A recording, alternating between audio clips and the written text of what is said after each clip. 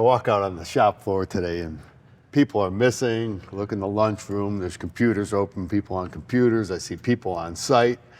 It's all about training today, and I realize that's necessary, but to me, it's cost too. And so how do I get a better understanding of that cost and account for it? Michael, it's a point that so many shop owners and managers, it's a point that I think they focus in on the cost of certification or training, the actual cost itself, or they look at tooling or equipment and they only stare at that. But I submit the real cost, the real problem is the lost sale and productivity. And what I mean by that is that when that technician, I'll use them as an example, when they lose or when they're not there for the vehicles they have to do, you are missing the body labor sale, the refinish labor sale, the structural labor, the mechanical labor, the glass labor, and detail labor sales. You're missing all of that, okay? Not to mention your parts and your materials.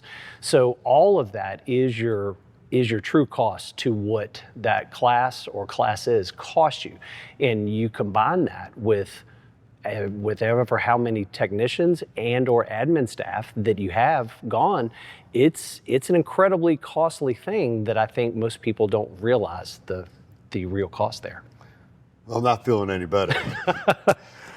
So what do you do with it? How do you, So what do you do next? What we've done at Air Stores for years, that we go to our CPA and we discuss with them what we're doing, what the actual hard costs are, but what that technician, to use them as an example, or admin team, because they affect it as well, what they generate a day or a week in sales while they're gone, and then we factor that into Air rates for that OEM.